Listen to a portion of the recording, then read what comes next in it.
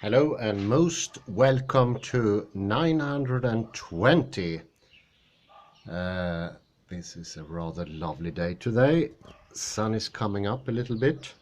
It's not too cold to sit out as long as you are in a rather insulated place where there's no wind coming at you.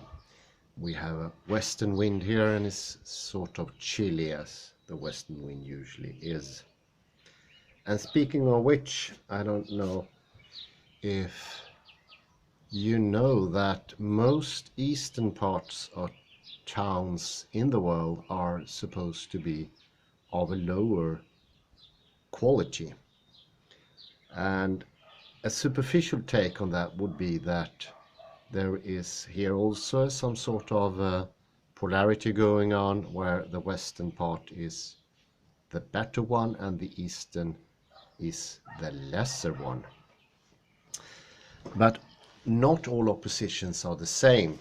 Be very careful not to generalize, because especially in this certain case it has actual reasons in reality, in the complexity of reality. Most winds on the earth are of western character.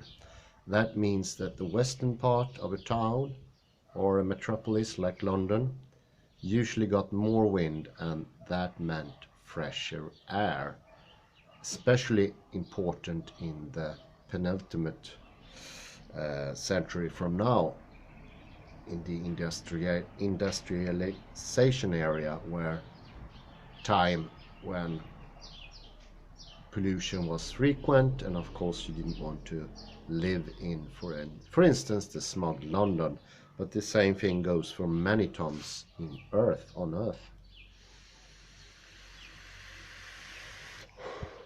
So this is something that needs to be stated early on. There are sort of things coming from reality, and also these sort of superficial polarities that hinders us from getting into reality. And in this very case, the reality would have been these winds actually exist, they do have a proper effect, and they are not by our own making, so to speak. It's a rather crude way of saying it, but it will become clearer as the lectures develops in the 900 series here, because I will try to focus on that part of deconstruction. There is a rather clumsy way of handling deconstructions, most prominently coming from the Yale School of Literary Deconstruction, and they have a mechanical method for doing these things, just turning the opposites upside down. But there is some reality to the world as well, and we need to be very careful when we start to see real differences apart from more superficial ones.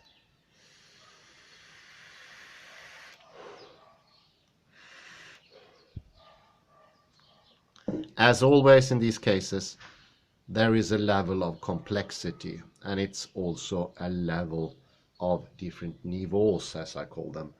If you go to one complexity system to a higher one, different things apply. They are not the same. That means that you have to learn different things on different level for those things to be accurate. So not a single thing holds on all levels. This is sort of, there are no absolute knowledge in the Newtonian sense, and I think that could be actually quite a good way of thinking about it now when we are entering knowledge. This is this incredibly crude thing of thinking that all levels of knowledge are either, usually in Western Hemisphere, they are non-existent. There is only one flat plane of knowledge. So there cannot be different truths. And by having only one truth in this fractality, you will obliterate or even the truth that you are looking for. And this is why I call this lecture The Bishop's Religion and Faith. faith on not or on how having God as one's own object. And this is an example. This is not me partaking in the theological debate. This is just a sheer example. It could apply for other things.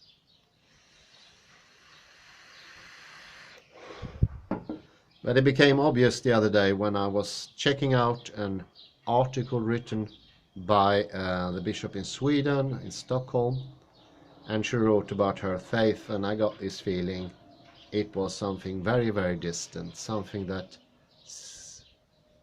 was based on polarity. She had this truth in herself, and there were so many words that pointed to the inner thing that I started to getting a bit suspicious. It's like having just a conceptual view of something that is strictly real. And that makes for confusion in my case. Didn't really understand. I thought she was talking about some technological thing, the voorhanden thing, where those ways of expressing oneself would be quite accurate. You can think of a situation, there are 3 or 4 people looking at a carburetor and they start to make propositions for some reason about the carburetor, what's wrong with it. We assume it's malfunctioning, and for some reason in this weird situation there's going to be paper test where you can have different squares that you can tick yes or no, and that could be also the way of correcting the different proposition. From maybe there's a teacher around. We now made the fixing of the carburetor incredibly theoretical as well. And in this really weird voorhanden situation, it could be correct to have a proposition that says the carburetor is malfunctioning because the vent is too narrow, or it's been become old and not as clean anymore. It has a lot of shrapnels, cuts, very small on a micro dimension. That could be a proposition, and from the teacher's perspective it could be right or wrong. But this is a very, very rare and really weird situation. When I read the good bishop, she put her Christian faith in that manner, like it was a proposition speaking about something technological, very far from anything. And this also makes this so incredibly distant when they say weird things like it's the same God, comparing Christianity, Judaism, Hinduism, you name it, it's the same God. What would that mean?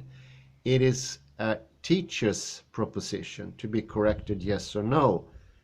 It is taking the format of technological knowledge that is being taught in the educational system, and it feels very, very distant, feels off, feels unreal. It doesn't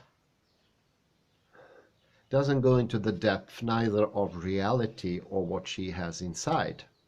On both sides it's complete lack of depth.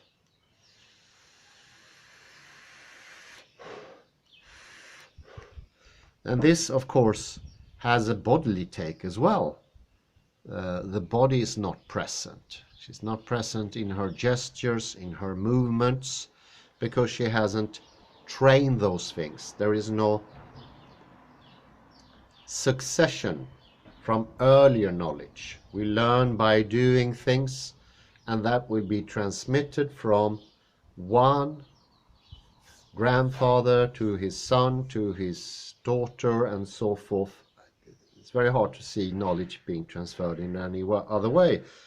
This still is a theoretical model. You don't have to give any proof of that. We can reach knowledge anyway. But look at it that way. It has to be transferred somehow. Otherwise we get stranded with a knowledge that is awfully similar to the Newtonian space, where knowledge sort of is just flying about. And if you read a book that those words can sort of conjure the knowledge from this transcendental knowledge space or knowledge time somewhere. You bring it down and you get it and you own it. This is the ownership of the proposition. I made this proposition. Let's see if we should tick the yes box or the no box for the carburetor, and could also be about God himself. Well, you hear it sounds awfully superficial. Doesn't sound real, because real is fractality, and what you say has this fractal sense as well. And the level of fractality will tell whether it's truthful or it's not truthful. It's not honest.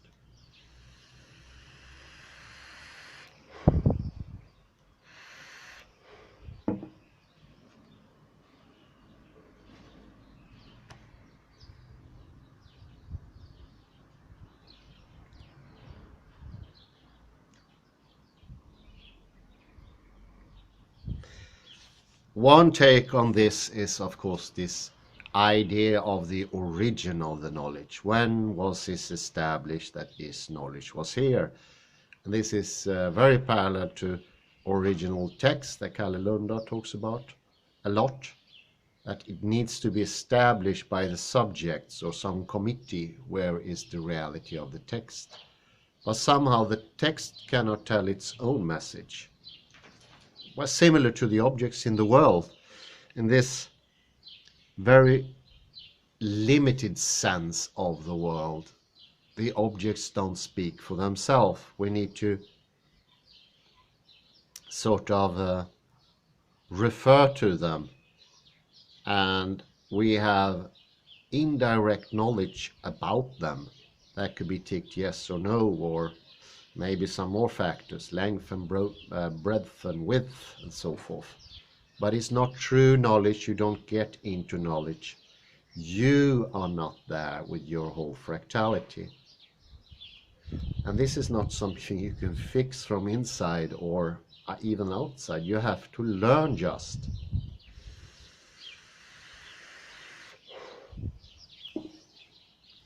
So how odd it even might sound, it seems that knowledge could be accessible everywhere, and it can. Knowledge is constantly accessible, but it also has its special rules. And this is one of the reasons apeiron of Stephen M. Rosen is so very interesting, because what we fear in the apeiron is not its lack of borders, limits, distinctions, almost like law things, not really. What we fear of the apeiron is that it tells us things about reality. That's the fear. It's an absolute fear of knowledge itself. And we feel that we lose somehow.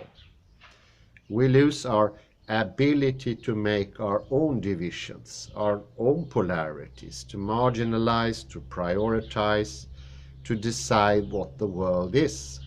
Because this is the function of the ego. The ego gets scared. I would say it's the same in the case of the bishop. She gets scared of the apeiron. She is scared that the reality itself can talk and communicate things about reality. And there is a loss of power. So with all this superficial education, there is an extreme build-up of ego.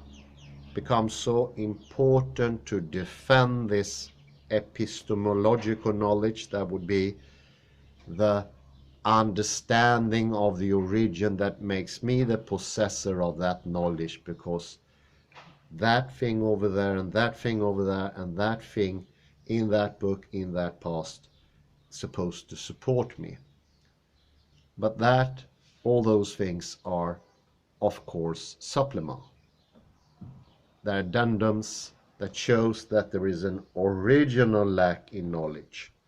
And adding this stuff will also make it much less resilient, less strong, more dependent on random fluctuations in the mind, what happens in your head, where you have no longer any control because you are not in the real world.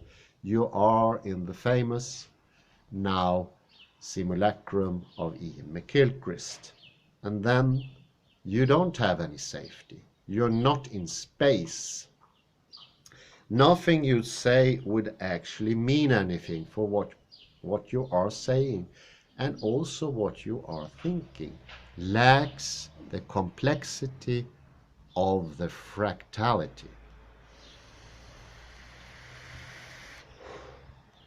Because it's not true origin that tells if something is more real or less real, more true or less true, more honest or less honest. It is the fractality, the objects, the sentences, the words talk for themselves. They do not need supplements by references from other things. And what she is doing is building a paper card house of card. And for every added card, of course, the structure becomes more and more fragile. There are more epistemological derivation that should support her view, and for every card it becomes more and more distant, and it means less and less to others, and her thoughts mean less and less to herself. This is having God as a proposition in an educational test about the carburetor. And very important with this example is, this is not about fixing the carburetor even. It's a test in a school where you teach the idea of the carburetor in an almost Platonic way, and therefore it could be valid to ask superficial questions of what and how and where and such, and then you gain more of this epistemologically derived knowledge. And all that knowledge needs to have an origin to be fitting in the causal chain of knowledge somehow.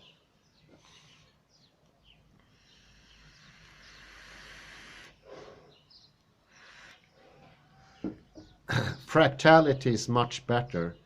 It lets us access knowledge directly, without circumvention, directly from our own existence, our being in the world, by accessing the space that we are in this moment. No other space, not the generalized space, and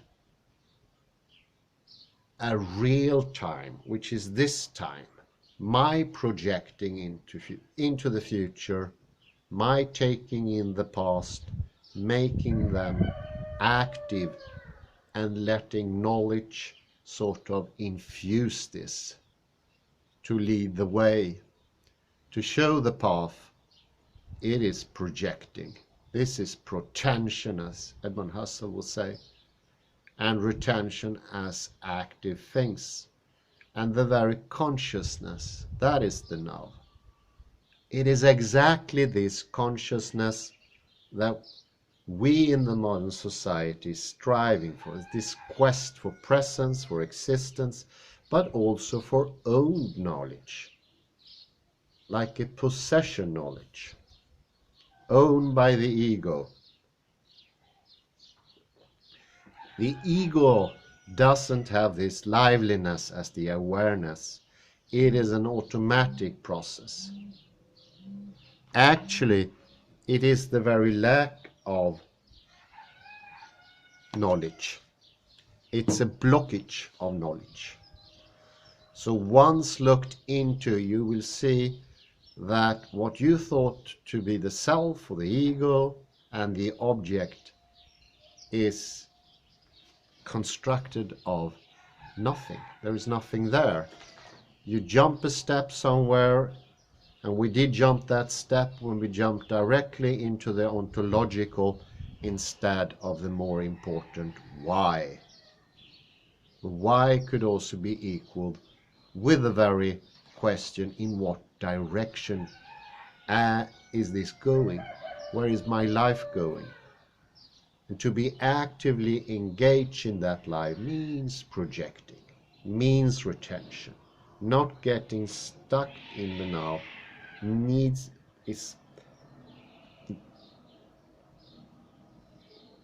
It is only made possible by accessing knowledge.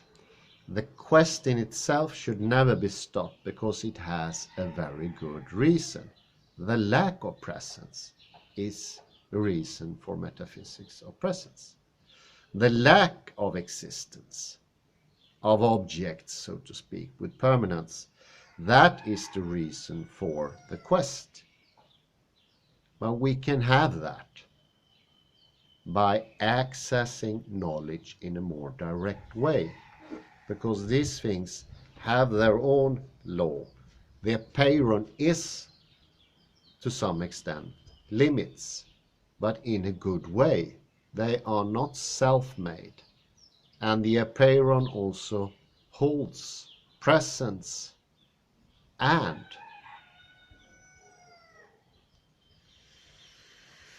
existence. So you see, there is a confusion here.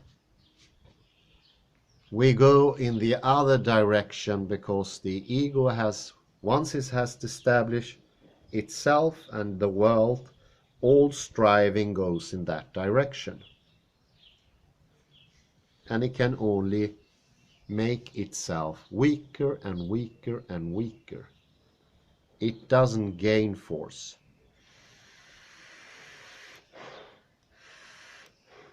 It continues with its paper house.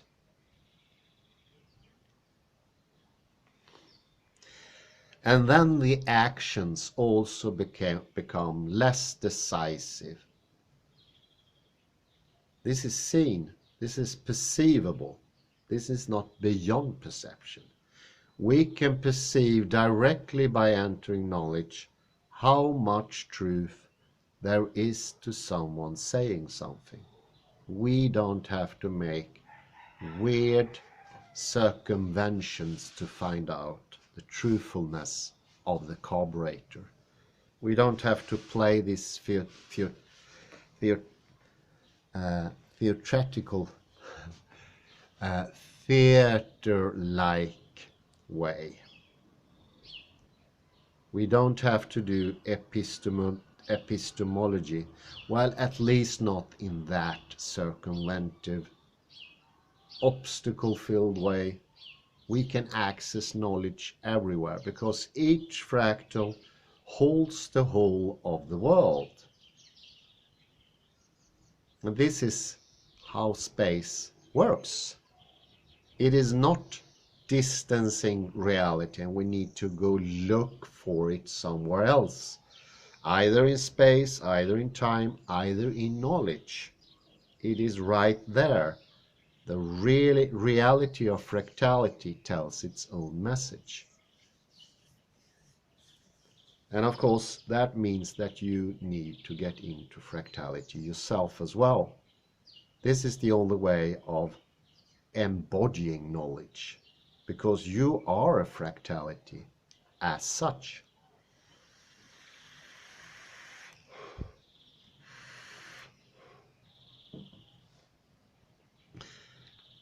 There is a very good message, especially in the book of Susie Froebel about fractal time, and the good message being that once we get into this deeper knowledge, once we get into fractality, it's like quenching this thirst.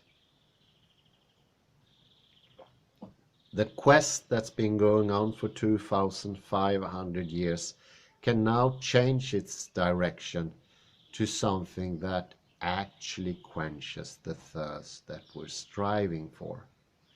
We can reach presence by not turning away from existence, permanence, knowledge as it is. We can become more humble, not owning knowledge, but being friends with knowledge. It is not a slave-owner relationship, slave-master relationship.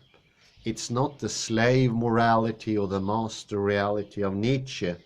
That knowledge wasn't accessible for Nietzsche. If it were, he would have taken it to its heart. No, this is a grander way. It doesn't stand side by side by the Übermensch ideal of Nietzsche. This is more complex, more encompassing, and everything that Nietzsche himself strived for would have been possible in this world, and he could given up this limit focal setting on the world as a proposition. And of course, there probably Nietzsche and the good bishops are on equal terms. It's both proposition for them, whether God exists or not. In All Too Human, you can read that God is a construct of our human beings. And it was at the time, and it also is for the bishop.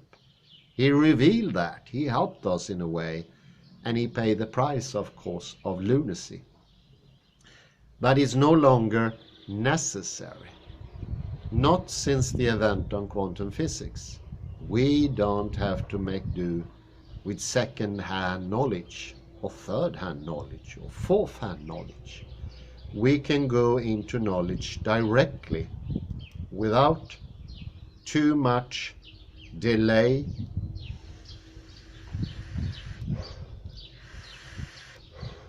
too much uncertainty on whether something is true, and we can get away from this absolutely ridiculous get-year problem about the house set on fire, where you walk somewhere and you see smoke, and once reaching the house you see the smoke is coming from a nearby fire, but the house is on fire.